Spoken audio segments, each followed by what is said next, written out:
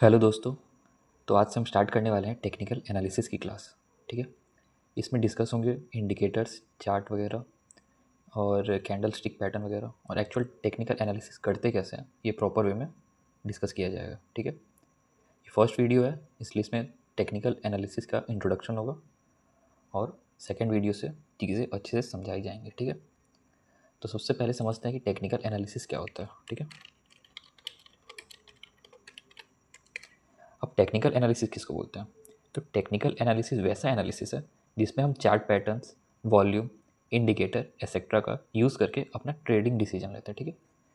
तो chart history, ठीक है, कोई भी इंडिकेटर,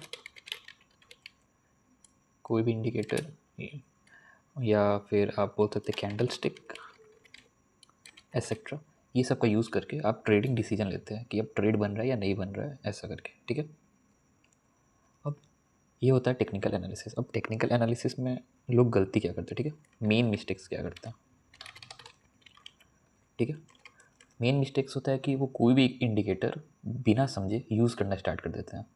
अब रीज़न हो सकता है कि वो कहीं से देख रहे हैं यूट्यूब वगैरह से, या फिर उन्हें ऐसा लगता है कि ये इंडिकेटर यूज़ करने से वो प्रोफेशनल दिखेंगे। तो पहला मिस्टेक होता है कि no idea of the indicators. ठीक है। अगर आप इंडिकेटर यूज़ कर रहे हैं टेक्निकल एनालिसिस में, ठीक है, तो आपको कोई आइडिया ही नहीं है कि आप क्यों यूज़ कर रहे हैं। ठीक है। जैसे सपोज़ करते हैं कि हम बोलिंजर बैंड इंडिकेटर यूज़ करते हैं। ठीक है, एग्जाम्पल में। ठीक है। तो ये चार्ट हो गया। यहाँ से बोलिंजर बैंड पे आते हैं। ठीक है। कोई स्टॉक ले लेते हैं, जैसे ये पूजा एंटरटेनमेंट है। अब बोलिंजर बैंड का कॉन्सेप्ट क्या होता है? ये 20 में होता है, ये अपर बैंड होता है और नीचे वाला लोअर बैंड होता है। अपर बैंड पे आने पर सेल मार देते हैं। ठीक है। और लोअर बैंड पे आने पे बाई करते हैं। ठीक है। अब सपोज़ ये डेली चार्ट है पूजा एंटरटेनमेंट का। यहाँ लोअर बैंड पे आया, आपने बाई किया। ठीक है। अब यहाँ ये अपर बैंड के पास आया और ये अपर बैंड को फाड़ के भी ऊपर चला गया। आपने यहाँ पे सेल किया होगा, ये ऊपर जा रहा है, ऊपर जा रहा है, ऊपर जा रहा है, ऊपर जा रहा है, ऊपर जा रहा है, ऊपर जा रहा है, ऊपर जा रहा है, ऊपर जा रहा है और ऊपर जा रहा है। ठीक है। यहाँ से ये डाउन आना स्टार्ट हुआ, आपको आइडिया ही नहीं लगेगा और आपके सारे पैसे ऐसे ही उड़ जाएंगे। ठीक है। तो तो बोलिंजर बैंड कब यूज़ करना है, कौन से स्टॉक में यूज़ करना है, वो आपको पता होना चाहिए। और बोलिंजर बैंड होता क्या है एक्चुअली, ये आपको पता होना चाहिए, पर मोस्टली लोगों को पता ही नहीं है। उन्होंने सीख लिया है अपर बैंड पे है सेल मार दो, लोअर बैंड पे है बाई मार दो। ठीक है। और वो 20 तक जाएगा, सिंपल है, ऐसा सोच लिया और वो यूज़ कर रहा है। ठीक है। दूसरा, आप मान लो वॉल्यूम, कोई रैंडम स्टॉक ले लो। ठीक है। पहले इसको हटा देता हूँ। हाँ, सपोज़ करो इसमें तो नहीं है।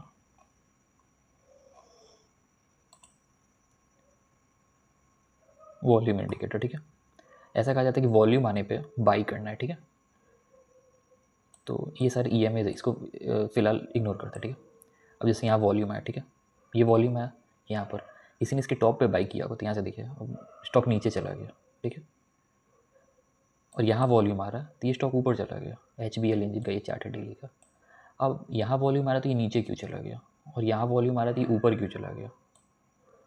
यहाँ वॉल्यूम आया, ये सीधे ऊपर चला गया।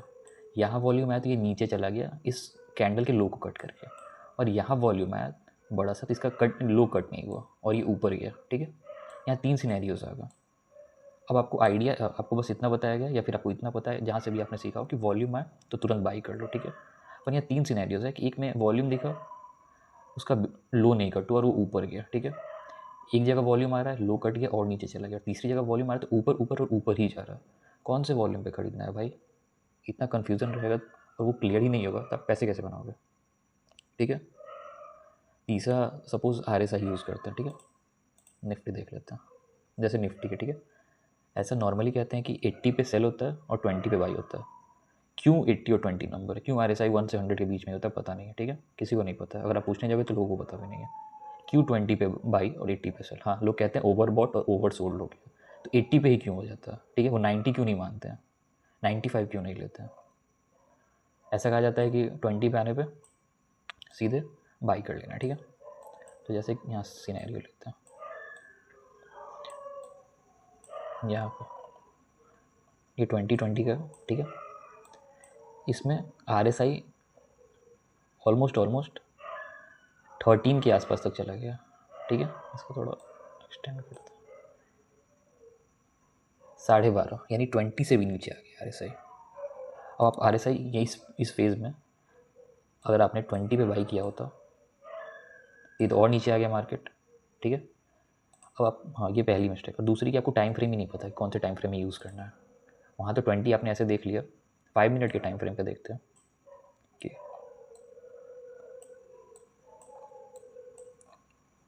ये 5 मिनट का टाइम फ्रेम है।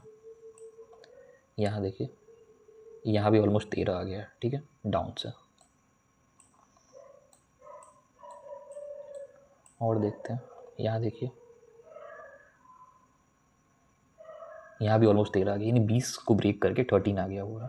अगर आपने 20 पे कोई ऑप्शन उठाया है और वो 13 और नीचे आ रहा है तो वो प्रीमियम मेल्ट होगा और वो दोबारा 20 पे जाएगा तो आपको सेम प्रीमियम नहीं मिलता, कुछ ना कुछ डीके होता ही होता है। तो इसमें तो और लॉस होने के चांसेस है। तो आपको कौन से टाइम फ्रेम पे RSI यूज़ करना है और कौन से लेवल होने चाहिए, 20 हो या 13 हो या 10 हो, और वो हो तो हो, लेकिन क्यों हो ये आपको पता ही नहीं है, ठीक है। तो यही होता है कि अगर आप टेक्निकल एनालिसिस में इंडिकेटर यूज़ करें तो आपको कोई आइडिया ही नहीं कि आप क्यों यूज़ कर रहे हैं, ठीक है।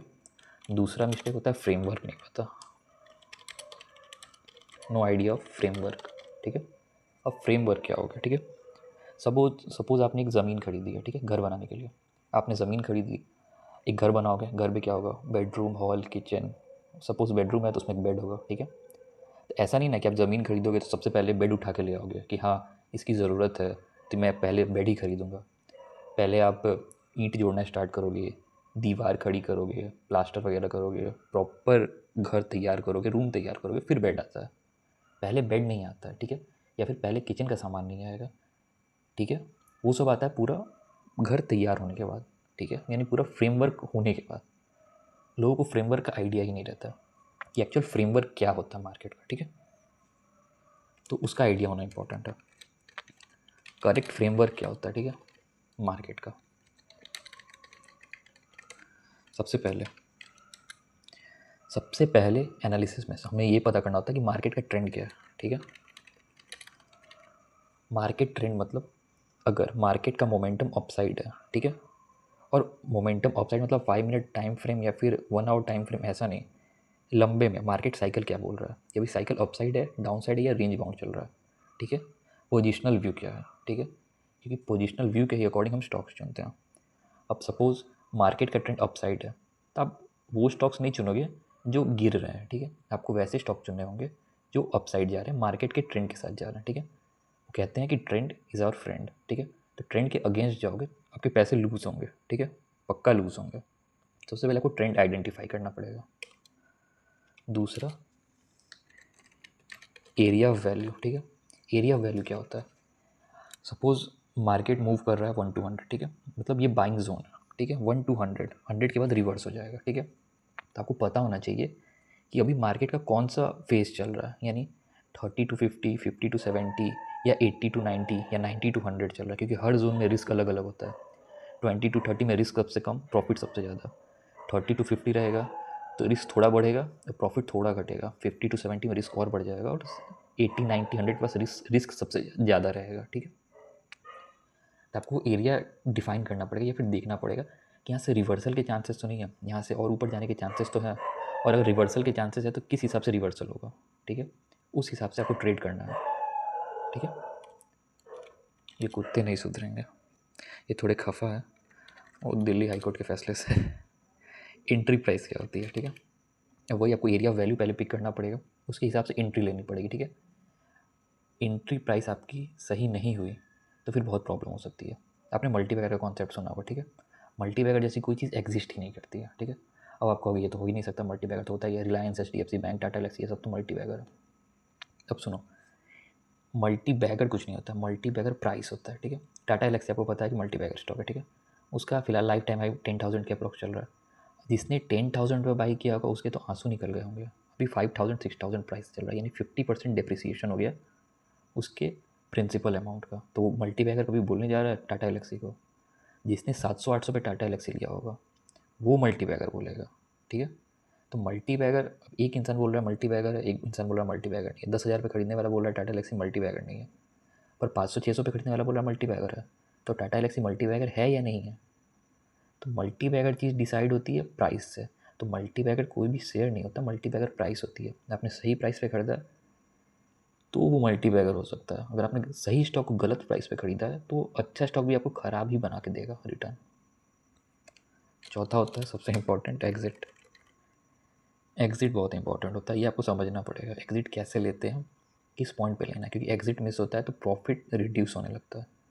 एग्ज़िट किस पॉइंट पे डिसाइड करेंगे ये कैसे पता चलेगा, ठीक है। तो ये फ्रेमवर्क हम पढ़ने वाले हैं इस टेक्निकल एनालिसिस सीरीज़ में। ये पहला वीडियो था जिसमें मैंने बेसिक डिस्कस किया, ठीक है, कि टेक्निकल एनालिसिस क्या होता है। तो जो चार्ट, हिस्ट्री, इंडिकेटर, कैंडलस्टिक से मिल के बनता है, ठीक है, जो हेल्प करता है हमें ट्रेडिंग डिसीजन लेने में, होता है टेक्निकल एनालिसिस। मिस्टेक्स होता है, हम इंडिकेटर बिना सोचे समझे यूज़ करते हैं, सपोर्ट एंड रेजिस्टेंस बिना सोचे समझे ड्रॉ कर देते हैं, टाइम फ्रेम का आइडिया नहीं है, ठीक है। गलती होती है फ्रेमवर्क में कि क्या पहले यूज़ होगा क्या बाद में यूज़ होगा, ठीक है। अब आपने ट्रेंड को पहले देखा ही नहीं है, सीधे स्टॉक में घुस गए, स्टॉक डाउन जा रहा है, मार्केट ट्रेंड अप है, तो लॉसेस और रिस्क दोनों ही बढ़ जाते हैं, ठीक है। प्रॉपर फ्रेमवर्क क्या है वो कैसे डिसाइड होगा, ठीक है, ये सब जानना इंपॉर्टेंट है। अब ये सब समझेंगे नेक्स्ट वीडियो से। अब इस वीडियो में इतना ही, नेक्स्ट वीडियो में देखते हैं।